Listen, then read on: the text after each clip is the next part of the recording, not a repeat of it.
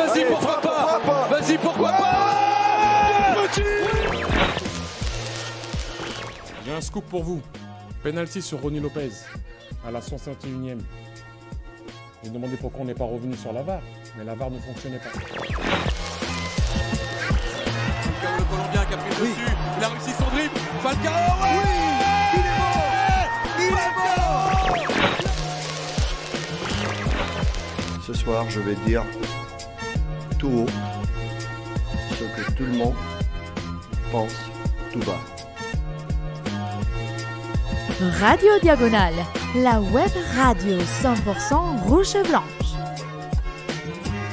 Eh bien, bonjour, bonsoir à toutes et tous. On se retrouve pour ce débrief de la finale de la Coupe de France. Monaco affrontait le Paris Saint-Germain et Monaco s'est malheureusement incliné 2-0. Et avec moi pour parler de cette rencontre, il y aura Damien et Quentin. Salut messieurs. Je sais pas si je vais beaucoup parler, mais salut. Salut. Damien qui est donc en très grande forme. Vos 3 points, messieurs, on va tout de suite rentrer dans le vif du sujet. Vas-y, parle Damien. Quentin. Non, parce qu'il... comme vous voulez. Non, j'y vais alors, je te fais ce plaisir. Voilà, donc mon premier point, ça va être que effectivement c'était une finale très rageante dans l'ensemble, avec un PSG qui était à mon sens prenable, même si finalement ils se sont révélés bien plus forts que nous. Et voilà, très frustrant dans l'ensemble, et finalement ça rejoint mon deuxième point, c'est que finalement c'est frustrant de terminer aussi sur un match comme ça où on s'est autant finalement fait chier aussi. Voilà, dommage de finir sur un match, on finit dimanche bien sûr, mais bon, on finit sur une note aussi assez mauvaise, malgré une très bonne saison, et c'est dommage, c'est vraiment dommage. Voilà, rien de plus à dire là-dessus, et voilà, mon troisième point c'est all-in sur la coupe. Ah oui, non, all-in sur le championnat, du coup, dimanche. Et surtout, on ramène la 3e place pour sauver les meubles. Damien, tes 3 points. Premier point, je suis dégoûté, et on vaut pas mieux que le Stade Rennais, en fin de compte, parce qu'on se fout de la gueule de Rennes, on dit en parlant de club de losers, mais... Depuis 20 ans que je supporte le club, on a gagné 2 trophées, donc merci, quoi, super. Je veux dire, le nombre de finales perdues, c'est 1 sur 7, hein, quand même, toutes compétitions confondues. Si on rajoute les trophées des champions, c'est 1 sur 10. Donc à un moment donné, franchement, ça casse les couilles. Donc voilà, j'en ai marre. Franchement, ça me saoule un peu, quoi. Clairement, je m'en bats les couilles de la Ligue des Champions. Moi, j'ai envie de gagner les trophées à un moment donné. Voilà, quoi. À un moment donné, il faut le dire aussi. Ces discours défaitistes là de supporters qui n'ont pas d'ambition, à un moment donné, ça me saoule, quoi. Je veux dire, un trophée, c'est un trophée, et voilà, je peux pas entendre qu'on me dise ouais, mais allez, on va jouer contre le Beşiktaş Istanbul l'année prochaine en Ligue des Champions. Super, j'en ai rien à foutre. Moi, je veux gagner les trophées. À un moment donné, un club, c'est ça aussi, quoi. Le deuxième point, c'est les absents ont toujours tort ou raison selon le contexte. Là, je pense qu'il y en a un qui avait raison, c'est Sofiane Diop. Je suis très déçu de le voir rater cette fin de saison. C'est mon petit chouchou, hein, depuis quelques temps aussi, et voilà, je pense que son absence nous fait très très mal. À côté de ça, on se tape un Golovin qui, comme d'habitude, ne répond pas présent quand il faut, hein, de toute façon. C'est pas le seul ce soir, mais voilà, c'était un peu le créateur aussi qu'on attendait à un moment donné. Ce soir, on l'a pas vu. Et bizarrement, quand Diop était sur le terrain, on a battu le PSG cette saison. Du coup, voilà, je ne sais pas si la conclusion est bonne, mais en tout cas, elle me convainc, moi. Et le troisième point, ouais, je rejoins un peu Quentin. C'était un PSG qui était abordable. C'est un PSG qu'on a déjà battu cette saison, comme on l'a déjà dit tout à l'heure. C'est un PSG qui peut douter souvent, qui ne fait jamais des matchs pleins, qui a toujours à un moment donné une baisse de régime. Sauf que là, ils ont joué en pantoufle. Finalement, on n'a pas eu vraiment une situation. J'ai l'impression de revoir le match de 2010 où en fait on a quasiment pas d'occasion, on n'est pas offensif, on n'est pas dangereux, on propose pas grand chose dans le match. Voilà, Paris a joué en pantoufle. Je suis dégoûté parce qu'ils gagnent sur un but qu'on leur offre au final. Et voilà, c'est pour moi le pire scénario qu'on pouvait avoir ce soir. Ok, bon, on aura le temps de revenir sur tout ça. Et moi, de mon côté, ça va rejoindre un petit peu tout ce que vous avez dit, de toute façon. Mais oui, le premier point, c'est sur le match global, un match quand même d'un très très faible niveau. Global, encore une fois, parce que j'y incorpore le PSG là-dedans. Le PSG gagne parce qu'ils sont, il faut le reconnaître, solides derrière, mais parce que si nous, offensivement, on a été assez peu intéressant, et puis parce qu'ils ont une individualité qui est tout simplement très au-dessus du lot, très au-dessus de tout le monde. Et ça s'est encore vu ce soir, même si le premier but, on lui donne un petit peu... Il la donne derrière à Icardi, mais c'est quand même lui qui fait le travail de double récupération parce qu'il gagne même encore derrière son duel avec Disasi. C'est pas qu'il lui prend le ballon. Disasi a quand même encore une chance de la récupérer et il le fait pas. Et puis c'est lui qui nous met le deuxième, mais même globalement, il n'y a que lui vraiment qui nous a mis en danger ce soir. Le deuxième point, ça sera quoi d'autre qu'une erreur individuelle en fait, pour nous mettre dedans. Ça faisait quand même assez longtemps qu'il n'y en avait pas eu. Ce week-end, je la mets un petit peu à part, sa tête contre son camp, parce que c'est plus une panique, c'est pas une vraie erreur technique, je mets un petit peu ça à part. Là par contre c'est complètement grave à ce niveau-là. C'est pas préjudiciable. Et enfin le surtout. troisième. Oui, et puis il y a ça aussi, oui, en effet. Et enfin le troisième point, c'est un peu ce que vous avez dit aussi. Heureusement, on l'espère tous, on entendra la musique de la Ligue des Champions l'année prochaine, et c'est évidemment bien ça le plus important. Je suis un petit peu moins énervé que Damien, mais j'écoutais cet après-midi, comme d'habitude, RMC, et un auditeur qui appelle, et en se disant un petit peu en parole des supporters, en disant que globalement, la plupart des supporters étaient plus intéressés par finir troisième. Et il a raison. Et non, mais je ne dis pas qu'il n'a pas raison, mais je dis que ça m'attriste énormément parce que le plus important, évidemment qu'une qualification en Ligue des Champions, c'est beau, on ne peut pas dire le contraire, mais ça ne reste pas. Ce qui reste, c'est ce que tu vas faire l'année d'après. Je vous rappelle que les 2 dernières campagnes ont quand même été assez dramatiques, ce qui ne veut pas dire que celle de l'an prochain, si on y va, sera également dramatique, mais un titre, c'est comme ça, c'est dans le marbre, tu regagnes une Coupe de France. Alors oui, c'est vrai que là, on voit Paris. On a l'impression qu'ils ont gagné un tournoi de foot en salle de quartier parce que tu as un peu la sensation qu'ils s'en foutent un peu. C'est pas complètement vrai. Le truc, c'est qu'ils l'ont gagné tellement de fois que tu peux comprendre aussi que c'est plus toujours la même excitation quand tu regagnes quasiment tous les ans une compétition. Il n'empêche qu'ils ont joué pour la gagner. Ils n'en ont pas rien eu à foutre malgré tout. Le PSG de la Coupe n'est pas le PSG du championnat. Il y a quand même aussi une raison à ça, c'est qu'ils sont motivés pour remporter des titres. Et nous, ce soir, malheureusement, c'était pas le cas, alors qu'il y avait largement la place. Et c'est bien ça qui est le plus triste. On a eu un petit Paris, mais malheureusement, on a eu un petit Monaco, et le petit Paris est meilleur que le petit Monaco. La compo, c'est quand on regarde justement la compo, pas la note, mais celle de Paris. Putain. Il y a un Navas dans les buts. Il y a 3-4 grands joueurs. Il y a Navas, Marquinhos, Di Maria et Mbappé. Ils peuvent pas nous mettre Sergio Rico là. Casse les couilles. Ouais, vu que Navas n'a absolument rien eu à faire ce soir, je ne suis pas convaincu que ça aurait changé. Il y a quelques bonnes sorties. Bon. Après, ouais, il y a sur Ben Yedder, mais le drapeau avait été levé, donc bref. La compo, donc messieurs, donc c'était Majeki qui gardait sa place rapidement. Est-ce que pour vous c'était logique de le voir débuter cette finale? On peut rajouter que le compte n'était même pas sur la feuille de match. Donc signe que le Kovac est allé au bout de sa logique, et cette logique on peut la comprendre, c'est une logique aussi humaine, enfin surtout humaine plus que sportive. Moi je peux la comprendre. Maintenant c'est certain que c'était peut-être pas le meilleur choix à faire, même si Majecki n'a pas eu grand chose à faire, mais c'était surtout dans le jeu au pied où on a eu souvent beaucoup de mal à ressortir de derrière, et c'est là que on l'a pas fait en deuxième mi-temps d'ailleurs. Il y a eu un changement par rapport à ça. On est passé en 4-4-2 aussi, on va y revenir. On est clairement passé à 4 derrière en deuxième mi-temps. Et on a arrêté de lui donner des ballons parce que le compte, on le critique beaucoup et à juste titre pour ses capacités sur sa ligne. Par contre, au pied, encore une fois, il est clé dans la manière dont veut jouer Kovac. Et ce soir, ça s'est vu. Ouais.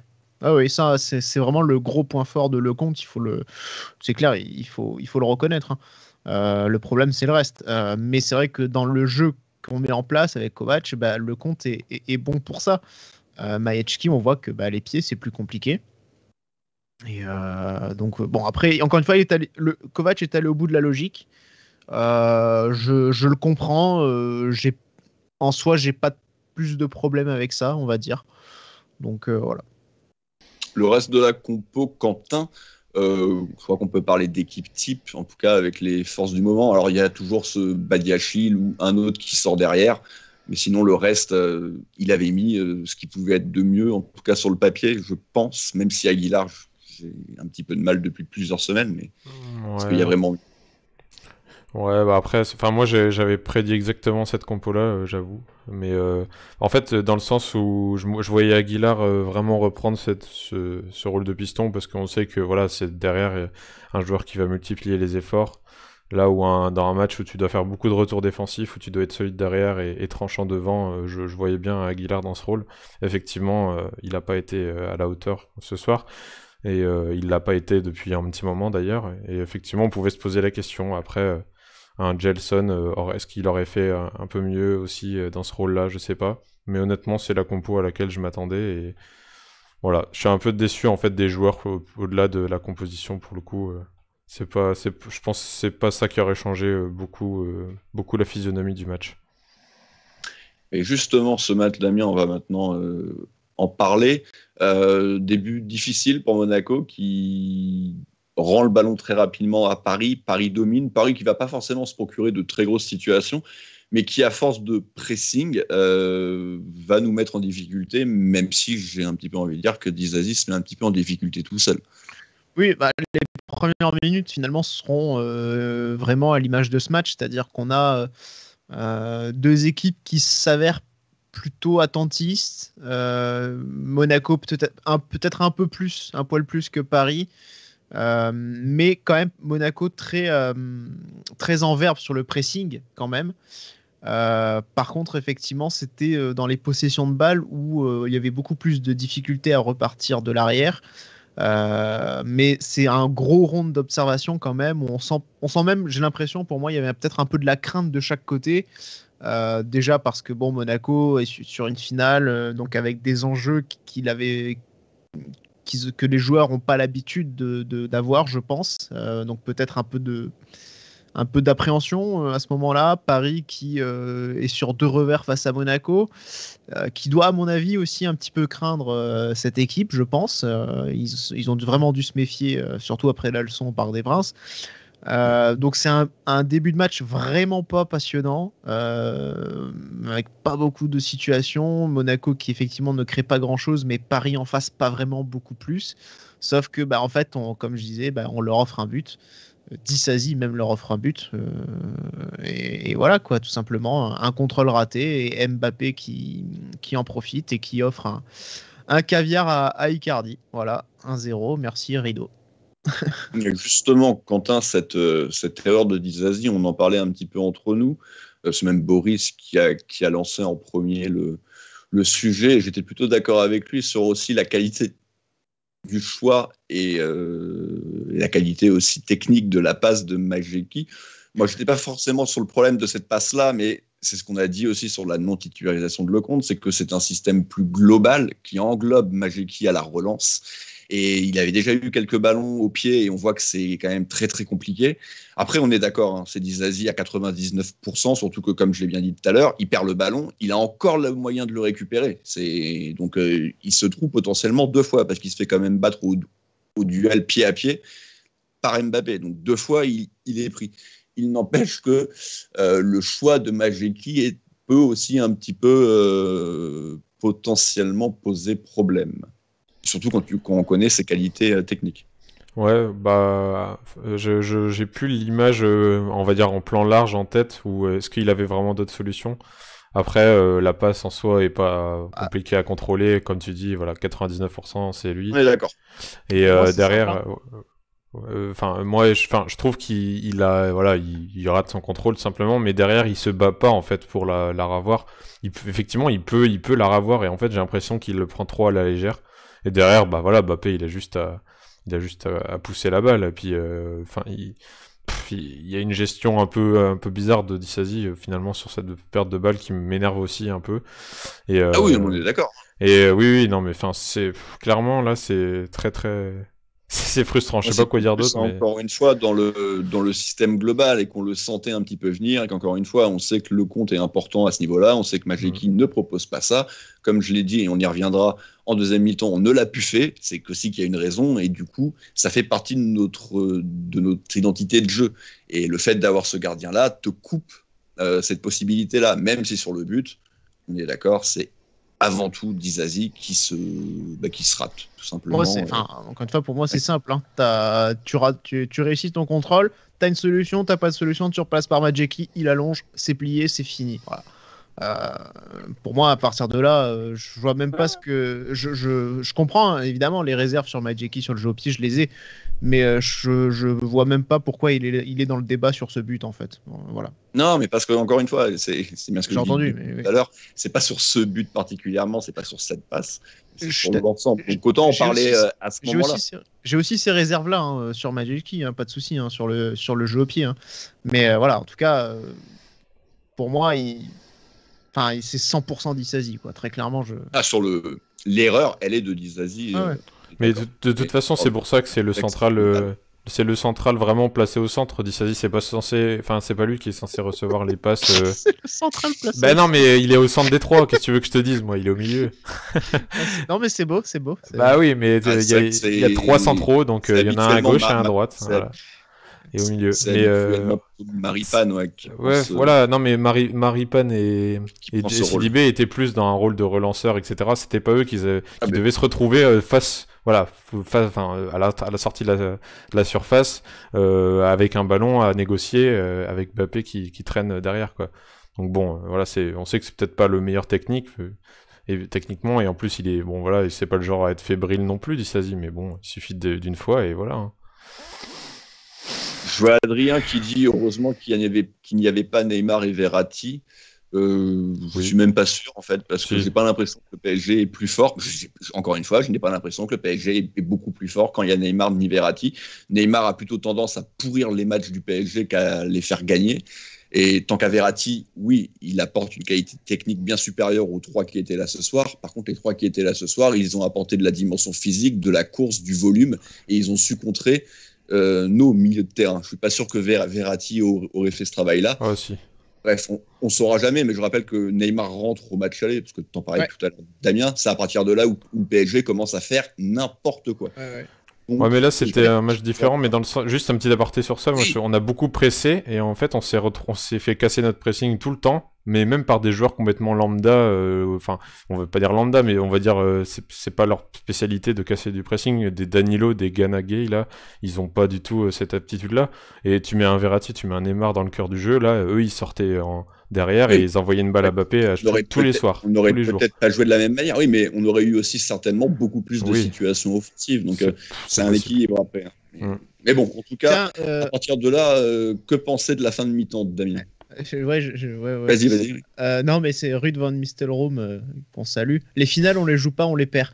Il serait temps d'arrêter avec cette putain d'expression de merde de mes couilles de Saras de 15 finales à jouer, je n'en peux plus. Putain.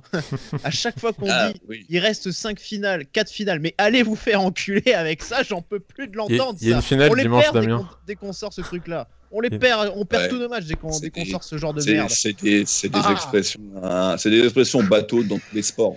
Ça se dit dans tous les sports. Oui, je suis après nerveusement.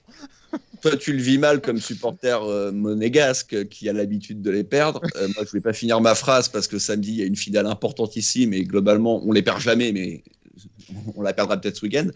Mais oui, après, c'est toujours pareil. Ça dépend qui tu supportes, quoi. Quand tu es fan de certains clubs, c'est plus facile. Je me permets un dernier aparté aussi. Ruud van Nistelrooy qui répond également: c'était ça le match pour rendre hommage au président du SM. Bah super sympa pour l'homme. Beaucoup de blabla. Au-delà de la forme provoque et un petit peu rigolote, on a évidemment aussi une pensée pour Jean-Paul Chaude qui nous a quittés de manière un peu dramatique il y a quelques jours. Donc évidemment on pense à lui et à toute sa famille bien sûr. Et je suis d'accord. Je suis quand même un petit peu d'accord. C'est vrai que le match pour un type comme ça, je pense que c'est un peu triste, quoi. Mais bon. Ouais, mais je pense que tu serais... Enfin, les joueurs Oui, après ils sont dans un autre délire, enfin dans une bulle, oui, je comprends, bien sûr. On a fait du Monaco en finale. Et particulièrement cette année où c'était encore plus une bulle. Donc ce groupe-là, je suis pas sûr qu'ils avaient grande conscience de qui était cet homme, à part peut-être certains. Mais bon, voilà. Donc bref, pour en revenir à la rencontre, hein, messieurs, parce qu'on va quand même en parler, même si encore une fois, il s'est pas passé grand-chose. Donc c'est vrai qu'on va vite aller après sur les points personnels, mais la fin de mi-temps, Paris va du coup faire le choix de redescendre un petit peu son bloc. Ils vont toujours globalement avoir le ballon de manière globale, mais ils vont jouer un petit peu plus bas. Monaco va être un petit peu plus haut. Ils vont essayer d'utiliser Mbappé, et on y reviendra, qui a quand même été très bien pris par Djibril Sidibé encore une fois. Et d'ailleurs, il a changé de côté et Caillot a plutôt fait le boulot aussi quand il a été vers ce côté-là, ainsi que Maripane qui était là. Mais bon, ça a été très très bref. C'était vraiment la fin de mi-temps. Donc, quoi dire sur la non-réaction en fait, globale, parce que est-ce qu'on a vraiment accéléré à ce moment-là? Il y a eu 2-3 situations liées à des coups de pied arrêtés, mais dans le jeu réellement, il ne s'est pas passé grand-chose. Non, et puis voilà, on en parlera plus tard, mais un joueur comme Fofana, voilà, ça fait 5 fois, je veux qu'il mette le ballon dans la profondeur, il a personne sur la trajectoire, il peut trouver quelqu'un sur le côté. Non, il le fait pas, il le voit pas. Il crée jamais un décalage, quoi. Donc à partir de là, forcément, le peu de solutions ou d'options que tu as, tu les joues même pas bien. Donc c'est ça. Voilà, c'est-à-dire que des fois il fait des bons choix, mais il le réalise mal, quoi. Donc non, mais là, il avait même pas fait le choix, tu vois. C'était encore pire, quoi. T'as l'impression qu'il avait même pas vu. Ouais, non, mais c'était triste, c'était frustrant aussi. La mi-temps arrive, donc on est mené 1-0, c'est voilà, comme vous dites, hein, c'est énorme frustration parce que pas grosse sensation d'avoir été dominé. On n'a pas été bon, certes, mais un peu de regret parce que Paris, là, clairement, le but, on leur donne. Il va y avoir un changement à la pause. On pouvait s'attendre à Dizazi pour Badiachil et ça sera Aguilar. Qui va sortir pour faire rentrer Crépin Diatta. Alors, visiblement, en tout cas, il est rentré. Mais on peut tout de suite en parler, du coup, de Ruben, parce que je ne crois pas qu'on l'ait mis dans nos flops. Non, parce que je ne sais pas si vous allez partager cet avis, mais il n'est pas mauvais. Enfin, en tout cas, je le trouve très agressif dans le pressing, quand même. Donc, sur ça, j'ai quand même bien apprécié. Maintenant, après, dans les phases de possession, on l'a absolument pas vu, quoi. Je l'ai pas vu négocier un ballon. Si à un moment donné, il y a une occasion de centrer qu'il a en première période, mais c'est à peu près tout. Il y a pas de gros problème sur son match, mais simplement, on a l'impression que c'est encore une fois, c'est le poste qui ne lui va pas, ou en tout cas qui fait qu'il n'arrive pas à s'épanouir là-dedans. Après, maintenant, je réserverai ça pour l'émission bilan, mais Aguilar, maintenant, on a vu, quoi. C'est un peu comme son acolyte montpellierin, ex-montpellierin Benjamin Lecomte. Ils sont venus à Monaco pour passer un palier, ils l'ont pas passé, ils n'ont pas le niveau, mais non, merci, au revoir. Hein. Voilà, il faut être réaliste aussi. Aguilar, je pense qu'il croque beaucoup sur son très très bon début de saison, mais force est de constater que sur régime, là, ça vaut plus rien, quoi. Ça met quasiment plus un pied devant l'autre, donc... Je suis pas aussi définitif que toi, hein, quand même, Damien. Quentin, tu peux penser à te mute quand tu fais certains trucs là, parce que ça. Ouais, ça mais s'entend pas. vous m'entendez, mais pas le stream, il y a pas de souci. Je m'en fous de vous faire chez vous, il y a pas de souci. Ah d'accord, tu as coupé le son que pour le stream. Ah okay, bah oui. Ok. Mais je croyais que t'aimais bien les trucs ASMR, Rome. Ah bah si vous voulez, je peux vous faire un petit ASMR, ça nous détendra non. après cette soirée. Rome aime bien, mais pas moi, alors t'attendras que je sois parti pour le faire. Non mais Rome aime bien, déjà c'est un peu... Bon, Rome aime bien lui un petit peu. Mais c'est certainement pas fait par Quentin, quoi. Voilà, bref, on va pas aller plus loin. On va pas se mentir pour ceux qui écoutent un peu d'ASMR, mais bon, c'est globalement... Non, en plus, je dis ça, mais non, ça doit être le cas 3 fois par an. Donc Quentin, cette deuxième mi-temps, on en attend beaucoup plus. Malheureusement, il va pas se passer grand-chose. Monaco va être pas beaucoup plus offensif. Les changements ne vont rien y faire. On va faire beaucoup de changements. Ben Yedder va sortir. Gelson va rentrer. Crépin Diatta, on l'a déjà dit, va rentrer. Golovin va repasser au milieu avec Tchouaméni. Bref, Kovac va tenter un petit peu. Il sent que son groupe est un petit peu fatigué. Il sort Ben Yedder au bout d'une heure de jeu. Alors pareil, est-ce que c'est une bonne chose ? Je suis pas sûr, mais d'un autre côté, je pense qu'il n'aurait pas trouvé plus la solution que les autres. Donc peut-être pas plus mal de le ménager 35 minutes de plus pour ce week-end. Que dire globalement de cette mi-temps, à part qu'on va encaisser un second but ? Bah, pour le coup, c'est assez plat, très plat même. Il se passe rien jusqu'à la 60e, 65e, peut-être même 70e. Et ça renforce, je vais encore utiliser ce mot-là, mais ça renforce notre frustration parce que on est là, on a envie de les bouger, les joueurs, quand on a envie de leur dire vous êtes en finale de Coupe de France, il reste un but, enfin il y a juste un but à rattraper, quoi. Et en plus, on a un PSG, bon, il est solide, mais il est pas invincible, quoi. Donc derrière, voilà, Kovac qui tente des choses, bah moi je dis pourquoi pas, voilà, pourquoi pas faire des changements assez tôt dans le match pour se laisser du temps pour retourner la situation. Ben Yedder, bon, voilà, je l'aurais pas sorti non plus, mais voilà, il y a des joueurs qui peuvent faire des différences, ils l'ont pas fait, ils vont pas se démener plus pour ça. J'ai cru à quelques petites étincelles parfois. Au niveau de la barre de Gelson, je pense notamment à cette action-là où on se dit qu'on commence à enflammer un peu la rencontre et en fait non, ça s'éteint très rapidement. En fait, ouais, il y a la barre de Gelson, il y a la frappe de Gelson contrée, il y a Jovetic qui fait sa petite sorte d'aile de pigeon là, un peu particulière. Enfin, c'était 2-3 situations où on était chez eux, où on arrivait au moins à amener le ballon dans les 18 mètres. Mais sans que Navas ait à faire grand-chose. Il y a eu une grosse situation pour Ben Yedder qui a été rappelé pour hors-jeu. C'est la plus grosse situation hors-jeu, ouais, je pense. Semblait assez évident, sauf pour Alain Bogossian qui m'a fait bugger quand même pendant 2 minutes à dire qu'il n'y avait pas hors-jeu. Au final, on a fini par lui dire que... Oui, France Télévisions, j'évite. Même si, bon, au sport, c'est pas non plus exceptionnel. C'est pas ouf quand même. Non, mais c'est vrai. Mais bon, j'étais habitué à être sur Eurosport depuis le début, donc... je suis resté avec eux. Donc voilà, c'était la seule vraie situation. Et puis au final, Damien Paris va marquer ce deuxième but, évidemment par Mbappé, sur un beau travail de Di Maria, je crois. Qui se fait plaisir, je crois, avec Caio Henrique, il me semble. Je crois. Caio est pas...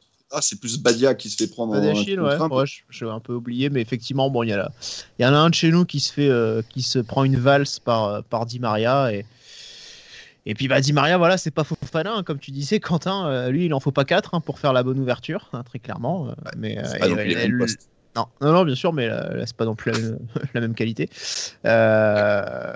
C'est voilà, lui, la bonne passe, la bonne ouverture, il la trouve et Mbappé se retrouve tout seul devant Maïechki et en hommage à Wissam Ben Yedder, le petit Piqué qui va bien, mais qui fait pas plaisir. Et donc Mbappé, il en est à combien de buts face à nous depuis qu'il est parti ? Parce qu'au début, on avait dit il est gentil, il marque pas contre nous, ça a duré 2 matchs. Ouais, c'est ça. Parce que depuis, j'ai l'impression qu'il... Oui, mais non, mais il en a pas mis récemment. Il en a pas mis trop là récemment. Il en a mis qu'un seul là, c'est tout. Cette année, il en met 2. Un match où il a mis un triplé l'année d'avant, je sais pas quoi, il y a 2 ans. Là. Ah oui, bien sûr, ouais. Ouais, non, on a une de ses 3 favorites, ouais. Oui, si, je crois qu'il était un petit peu derrière Cavani et il a dû lui passer devant désormais. Enfin bon, c'était un petit aparté. Donc le match se termine, il va pas se passer grand-chose. Monaco, peut-être plus trop les jambes, mais bon, pour une finale, merde, les jambes, tu les trouves. Paris, ils ont joué plus que nous. Encore une fois, ils ont eu énormément de blessures et ils ont réussi à passer outre. Donc voilà. Le match, on le rate et on peut s'en vouloir qu'à nous-mêmes. En vrai, si on avait égalisé, il y aurait eu les prolongations, je crois. Peut-être. Oui. Voilà, franchement, on se serait rajouté 30 minutes de match en plus, alors que le plus important, c'est dimanche. Allez. Pour perdre après. Je me demandais où tu voulais en venir. J'étais en train de me dire, qu'est-ce qu'il dit ? Vas-y, mais va au bout de ton idée. En plus, pour perdre à la fin au péno. Ça, par contre, c'est sûr que si tu fais 30 minutes de plus et que tu perds, là, t'as tout perdu. Non, mais C'est avec un une tir évidence. cadré, avec un tir cadré du match, on méritait pas plus que ça, je pense. Hein. Je pense que c'est assez clair. Maintenant, on va pouvoir passer aux prestations individuelles. Les tops et les flops, ou plutôt le top et les flops avec beaucoup de S, je pense. Alors, on n'en a pas mis plus que 3 parce que c'est On un a petit plus peu de la place. règle qu'on s'est fixée. Bah, on avait fait une fois la Pierre Ménès avec les Ouais. 10 autres. Bon, euh, On aurait pu. Ouais. La charnière ou les trucs comme ça. Ouais. Bref, je vais m'occuper du top, pardon, CDV, parce que c'est mon petit chouchou moyen, comme j'aime bien l'appeler. C'est celui qui a remplacé Dirard dans mon cœur. Je suis très triste pour lui, pour la liste d'hier, qu'il n'y soit pas, même si on peut y voir une certaine logique de continuité. Mais c'est surtout quand je vois que c'est Léo Dubois, ça me fait un peu chier. Quand je vois qu'il prend 5 défenseurs centrales et du coup 4 latéraux, sachant qu'en plus dans les 4, il y en a quand même 2 qui sont des défenseurs centraux à la base. Je pense qu'il aurait pu avoir sa place. Alors peut-être pas sur le terrain, même loin de là, peut-être même en tribune dans l'absolu. Mais ouais, je trouve ça un petit peu dommage pour lui. Et voilà, il fait une très très bonne finale, encore une fois.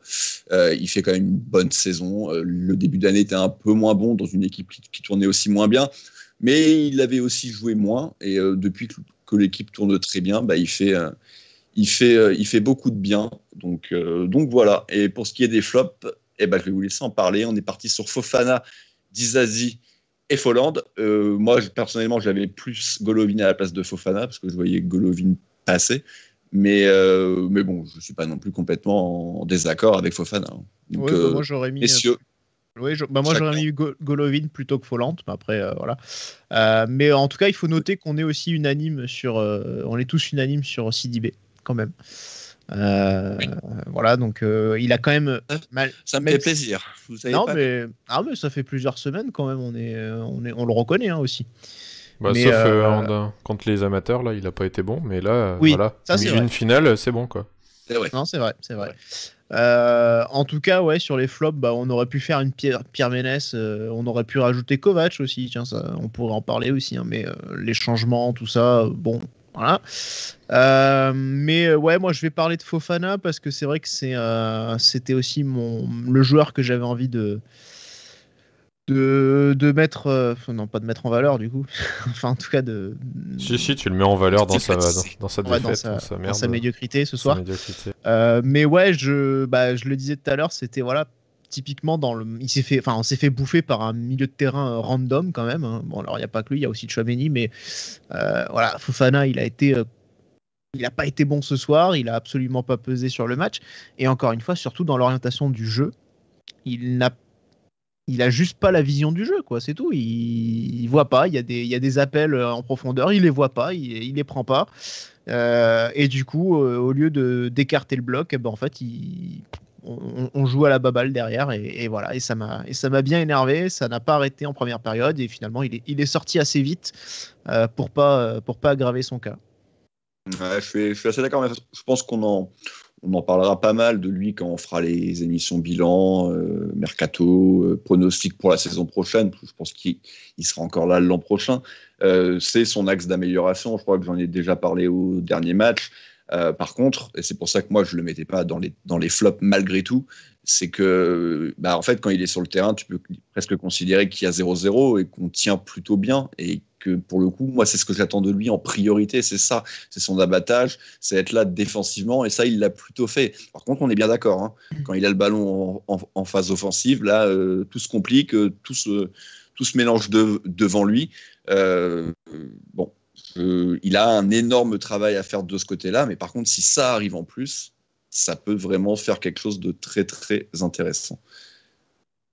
Quentin, Disasi, je pense qu'on en a quand même pas mal parlé, et puis tout le monde sait pourquoi il est en flop, hein. C'est pas pour spécialement le reste de sa prestation, évidemment c'est énorme, net. Juste là, mais Volland alors.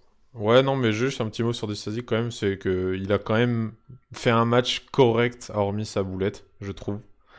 Oui, c'est ça. Où on l'a vu des fois même porter le ballon balle au pied jusqu'au milieu de terrain et lancer Caillot là souvent, des belles transversales. Donc voilà, il sauve un peu ce match, mais voilà, ça remplace pas du tout son erreur. Et là, à l'image des flops où on voit ces deux gardes du corps, Volland et Fofana là, qui le protège des supporters mécontents. On va dire que là ça fait mal. Franchement, ça fait mal pour lui. Je crois que c'est pas sa première boulette avec nous, mais voilà, moi j'ai vraiment l'impression que notre meilleur DC c'est Maripane, et c'est triste. Enfin, c'est vraiment, ça fait peur, quoi. Sidibé. Et maintenant Sidibé éventuellement, voilà, si on le compte en DC. Mais Oui, ouais. voilà. C'est juste pour ça, moi ça me fait peur pour la saison prochaine en fait. Disasi sur les duels gagnés, c'est pas trop ça quand même, par contre. Pour les gros matchs comme ça, ouais. Je vais pas répéter ce que j'ai répété tout l'été. Hein. Je voulais un défenseur central d'expérience. Je l'ai jamais eu. Bon, bah voilà. Voilà, on l'a vu en début de saison. Après, ça s'est à peu près mis en place. Mais malheureusement, ce soir, c'est pas contre Disasi particulièrement, mais pour l'équilibre global de l'équipe, je ne veux pas de Maripane, je veux un autre. Et en flop, moi aussi, je mets Emmanuel Macron, qui nous a cassé les couilles. C'est un moment de malaise incroyable pendant... C'est-à-dire que il les aime bien, les footballeurs. Hein. Il nous avait bien cassé les couilles en 2018 à faire que la descente du bus avait duré 3 minutes. Oui, mais il nous avait bien fait marrer aussi avec son... Oh non, merde. Quoi, encore chérie. Oh, mais encore, on a perdu contre Monaco. Franchement, c'est vrai. En tout cas, golden, ça.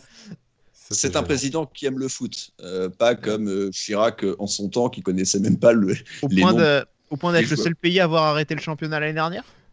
Pardon. Mais en vrai,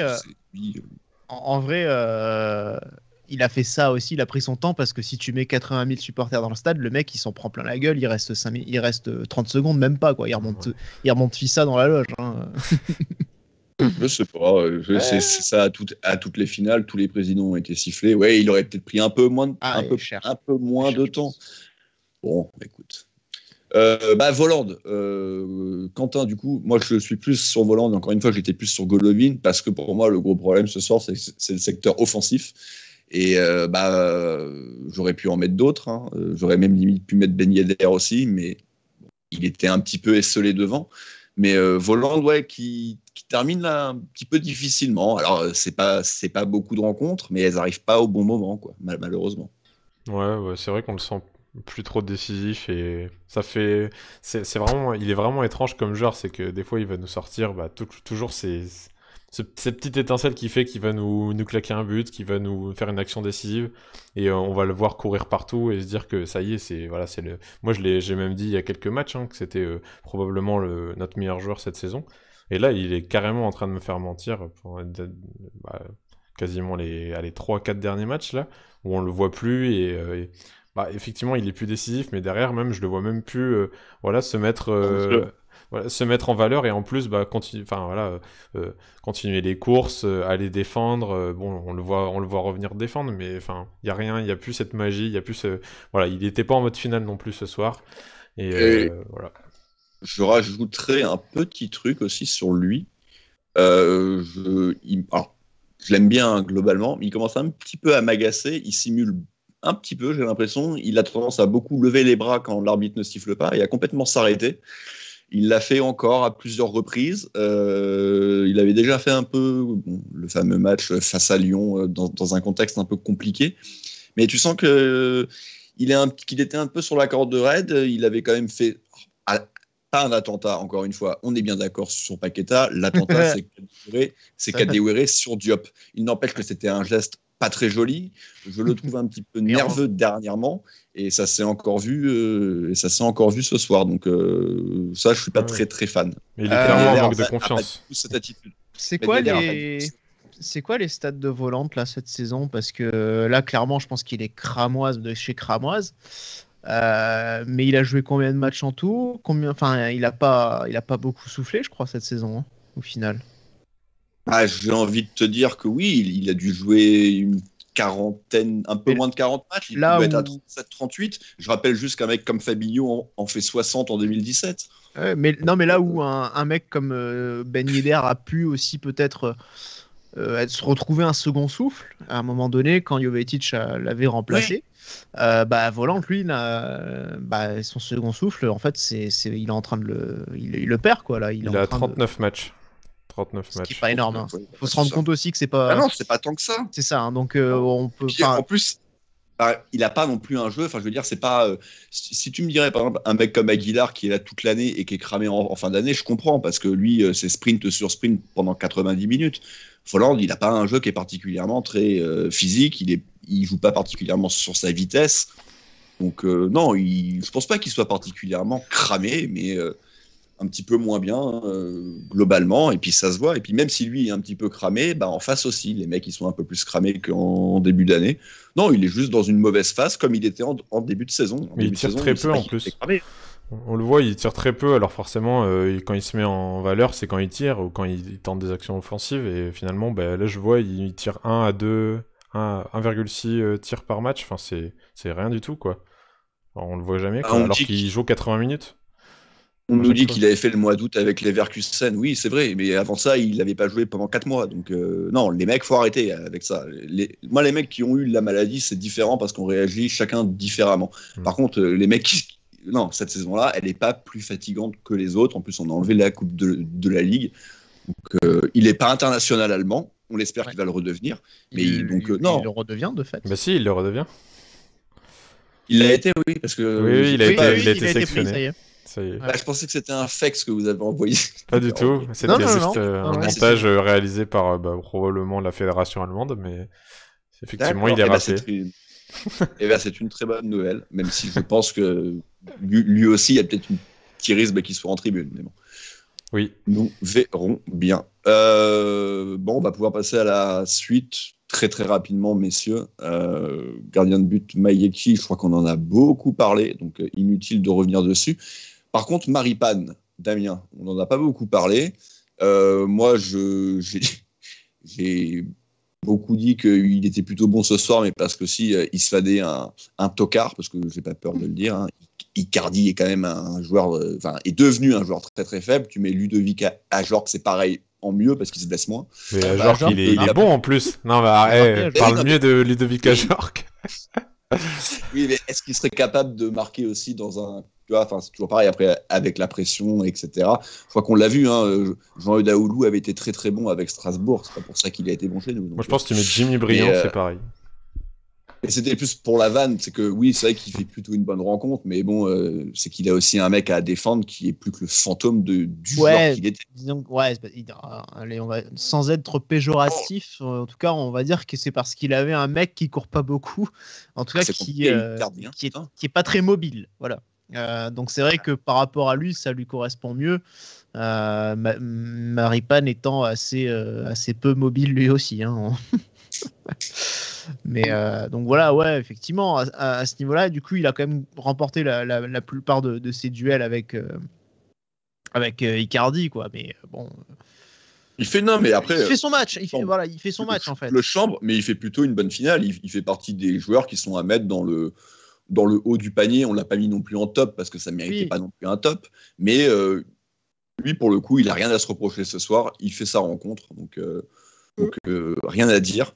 Caio Henrique, Quentin, qui était donc piston gauche puis latéral gauche en deuxième mi-temps.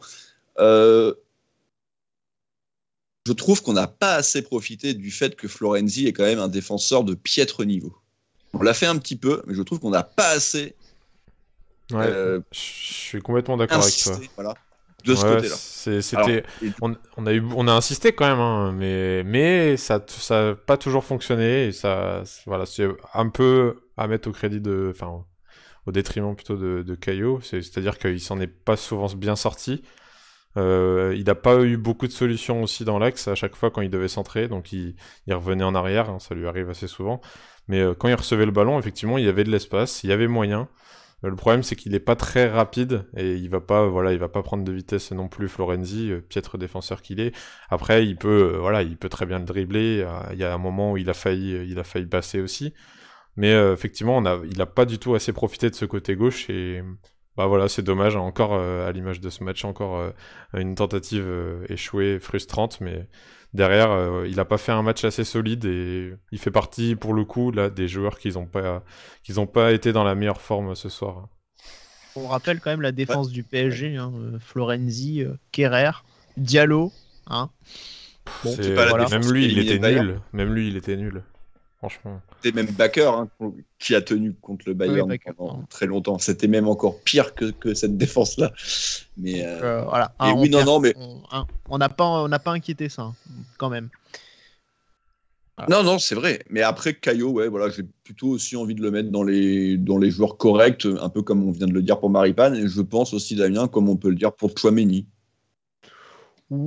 Correct, ouais. hein. Attends, encore une fois. Hein, franchement, Tchouaméni, je l'ai pas vu. Pour moi, il s'est fait aussi bien bouffer que Fofana Oh non. par le milieu. Je peux pas te laisser dire ça. C'est vrai qu'il a été, pour moi, il était limite top, honnêtement. Franchement, il est. Mais tu prends, tu vois, tout à l'heure, on parlait de Fofana qui avait vraiment du mal offensivement. Bah, franchement, tu prends, c'est les mêmes. Fofana et Tchouaméni, c'est les mêmes profils.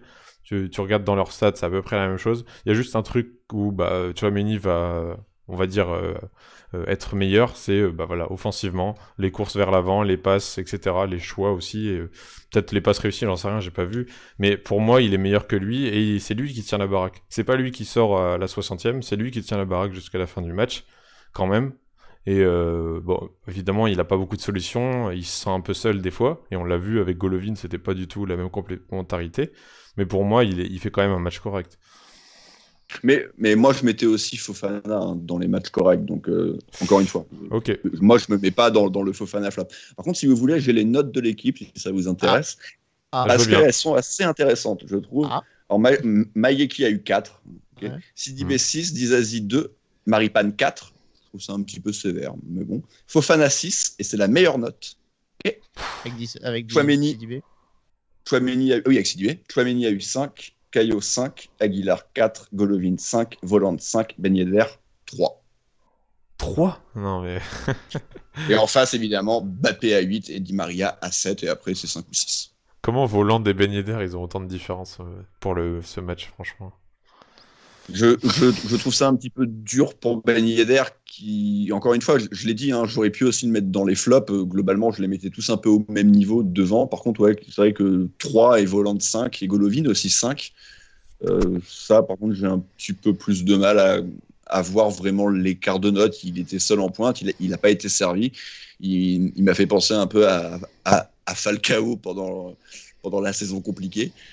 Donc, voilà, c'était... Petit aparté, on peut terminer parce que globalement on va avoir fait tout le monde. On peut revenir sur Badiachil. Attends, on n'a pas fait quelques mots. Oui, mais parce que je voulais revenir à la défense en fait avant. Mais... D'accord. Badiachil il est rentré. Tu peux faire Badiachil, Crépin, Gelson. Ils sont tous rentrés à ouais, c'est-à-dire que à la mi-temps déjà, tu vois, tu fais chuter le QI foot de l'équipe. Tu rentres Crépin. Ensuite, tu rentres coup sur coup à la 60e. Jovetic Martins pour Ben Yedder Fofana. Bon, Jovetic ça va encore, mais tu te retrouves avec Crépin, Diatta, Martins en fait. Ouais, effectivement. Diatta, Martins qui avait été aligné, c'était quand que les deux avaient été alignés en même temps là ? Oui, il y a un bail. Non, il n'y a pas si longtemps que ça qu'on se disait ouais, mais du coup t'as des mecs qui sont un peu ailiers tout droit, mais pas super créateurs au final. En final on se retrouve à devoir jouer 30 minutes avec ça.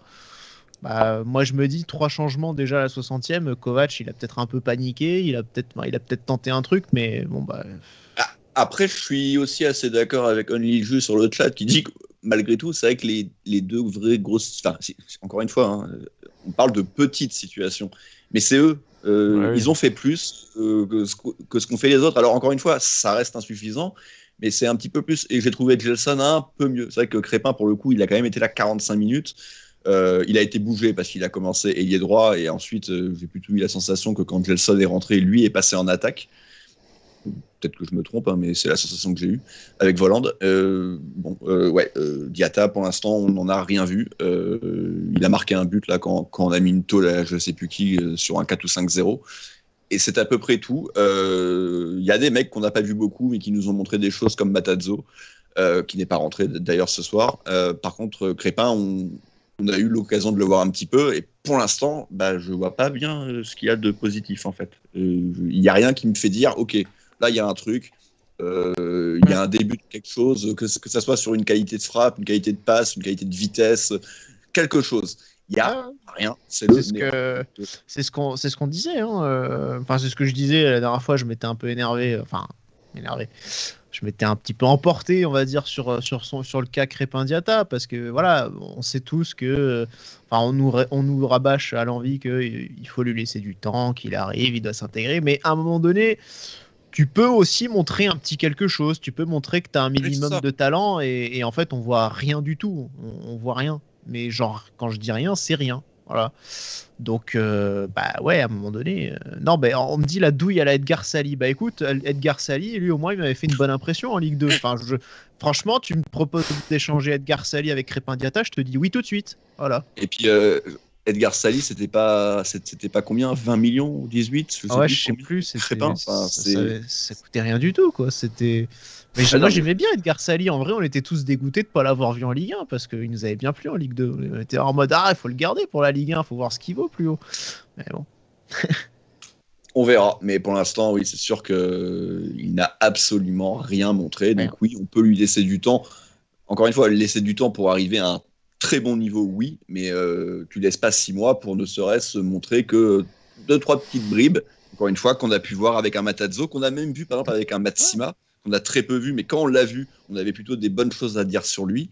Diatta, il y a absolument... Je veux dire, tu vois, vu le profil de Diatta, tu t'attends à ce qu'il fasse au moins, genre, à un moment donné, une bonne percée, tu vois. Enfin, moi, j'imagine un tout droit, tu vois. Donc, avec un QI foot plutôt dans le négatif. Mais bon, tu te dis, après tout, le mec, il peut être dans la percussion, etc. Sauf qu'au final, là où tu l'attends, en fait, non, il y est pas quand même. Non, mais c'est pas un joueur comme ça. Mais, d'accord. Mais non, mais justement, c'est pas un joueur comme ça, et moi, ça me fait chier parce que ça fait 6 mois qu'on le voit, et en fait, on sait toujours pas quel joueur c'est, en fait. Il a pas été noté, je sais pas pourquoi. Il l'a pas noté. C'est dans les commentaires, je pense, à mon avis. Non, il n'a pas été noté. À 45 minutes, il est noté. Non, mais attends. Voilà. Il fallait aller dans le paragraphe sur Aguilar. C'est dans les notes, enfin, c'est dans les textes. Oui, mais ça aurait pu aussi être sous l'équipe.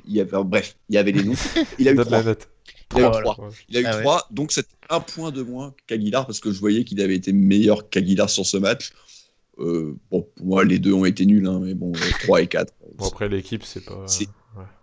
C'est histoire de dire, donc on a dit Badiachil, ça n'a pas apporté grand-chose, il se fait un petit peu enrhumer sur le dernier but, mais voilà. Et Golovin, voilà, on y vient, Damien. Moi, je voulais le mettre dans les flops, alors que c'est plutôt un joueur que moi je défends et que j'apprécie. Mais encore une fois, ce soir, le problème, c'est avant tout offensif, c'est avant tout dans le petit truc en plus. Et autant je l'attends pas trop de Fofana, et c'est pour ça que je lui en veux pas trop sur ça, autant je l'attends plus de Golovin, et du coup, ça me pose un peu plus problème. Eh bien oui, parce que voilà, pour marquer des buts à Nîmes, il y a du monde, mais dès qu'il faut élever un peu le niveau, je sens que Quentin nous a lâchés. Pourquoi ? Ah non, d'accord, je pensais... comme je suis sur le live en même temps et que je vois que ça refresh pas et que j'ai entendu un PC faire un petit bruit, je me suis dit Non, c'est... Oui, il y a eu un... J'ai eu un petit freeze, peut-être. Est-ce qu'on nous entend encore ? Je sais pas. Je peux vérifier. Il y a eu une petite déconnexion. En tout cas, continue, Damien. Oui, c'est bon, on nous entend toujours. Ok, ouais, du coup, voilà, je disais marquer contre Nîmes, c'est bien, mais à un moment donné, élever son niveau, c'est mieux. Et puis, on voit que Golovin, finalement, c'est toujours plus ou moins la même tisane, c'est-à-dire que c'est un joueur qui n'est pas capable d'enchaîner les performances de haut niveau, que c'est l'irrégularité incarnée. Et sur ce match-là, je ne l'ai absolument pas vu. Il n'a absolument pas pesé. Il a été incapable d'être le créateur qu'on pouvait attendre, d'aller créer du danger, d'aller bousculer un peu ce milieu de terrain avec 3 mecs qui ont mis de la dimension physique. Le petit Golovin, il s'est fait complètement bouffer. Voilà. Je suis limite déçu, tu vois. Moi, ce que j'attendais, c'était... J'aurais préféré, tu vois, qu'ils lui disent vous avez sa meilleure action du match pour moi, je fantasmais, c'était quand il disait à Emmanuel Macron vous avez le bonjour de Vladimir Poutine, voilà. Même ça, il a pas fait, tu vois, il y a même pas le panache, quoi. On n'est plus en live, hein, messieurs. On n'est plus en live, hein, c'est bien. C'est bon, j'ai relancé pour voir, on verra. Ok. Bon, c'est continue. dommage, ils J'espère auront que raté t'enregistres à part sur OBS. Oui, ça enregistre toujours, oui. C'est C'est dommage. plus important, mais c'est pour qu'on ait qu'une seule vidéo en fait, qu'il n'y ait pas encore un T'inquiète montage à faire comme dimanche. De toute façon, je pense qu'on a fait le tour, messieurs. Hein. On a parlé d'à peu près tout Jovetic le monde. peut-être un peu. Pas de bêtises. Jovetic. Ben Yedder, Jovetic. Non, mais parce que Ben Yedder, on en a quand même un petit peu parlé. Oui, on n'a pas fait un point particulier sur lui. Donc, si vous voulez le faire, allez-y, parlez de Jovetic et de Ben Yedder, messieurs, si vous voulez rajouter quelques points dessus. Bon, pour moi, Jovetic, justement, ça aurait été la clé pour ce match, justement, une petite lueur technique, une frappe sortie de nulle part, je sais pas, un enchaînement.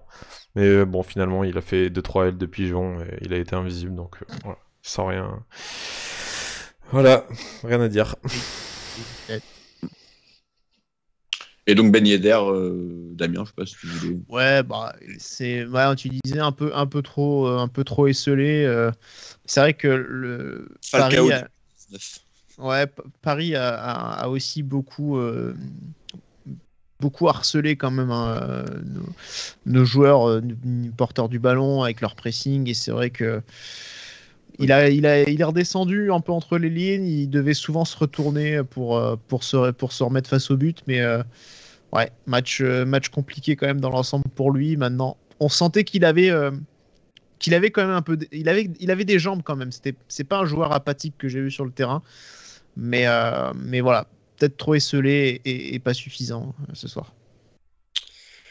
Bon, je pense qu'on aura fait le tour, messieurs, de cette finale, une nouvelle fois perdue. C'est vrai que les finales, on les gagne pas beaucoup depuis un long moment. Il y en a eu qu'une, c'était celle de 2003 face à Sochaux, pardon, de belle manière. Sochaux. De belle manière. Je suis pour le passé coup. chez Sochaux. C'était pour le coup de belle manière, mais avant ça, il y en avait eu des perdus. Depuis, il y en a eu beaucoup de perdus. Voilà, on est un peu plus à l'aise quand il s'agit d'être régulier. Pardon. Oui, c'était fait exprès. Merci. D'être régulier sur une saison complète et donc être champion de France. Mais sur un match, c'est un petit peu plus compliqué. Voilà, messieurs, qui conclut ce débrief de cette finale de Coupe de France. On se retrouve évidemment dimanche à 23h pour le débrief de la dernière journée de Ligue 1. Monaco se déplace à Lens. Victoire obligatoire, évidemment. Il ne faut pas espérer que les autres derrière, les autres en l'occurrence, les Lyonnais, se ratent. On a toujours une petite chance d'être champion de France. Elle est évidemment infime. Il faudrait que et Paris et Lille perdent, c'est une évidence, mais qu'en plus on récupère un goal average de 6 ou 7 buts, je crois, sur Lille. Même plus, quoi. 6. Je sais même plus. Il y a 6 d'écart, ouais. Donc ça n'arrivera évidemment pas, mais au moins... faisons le travail, terminons bien la saison, terminons sur une bonne note. Ça permettra d'avoir au final un petit bonbon sympa pour terminer, et puis on pourra comme ça vous proposer une émission qui débriefera un petit peu tout ça à tête reposée, et puis évidemment ça sera aussi à mettre en corrélation avec notre émission de début de saison sur nos pronostics collectifs et individuels. Et c'est vrai que pour le coup, on est un petit peu tous en dessous de ce qui s'est passé. Je crois qu'il y en avait un qui nous avait mis en finale de la Coupe. Sur ce point-là, il aura raison. Je crois que c'était Arthur, si je ne dis pas de bêtises. En tout cas, voilà. Merci, messieurs, de m'avoir accompagné. On se retrouve donc ce dimanche 23h. D'ici là, portez-vous bien. Et Dagemunegu.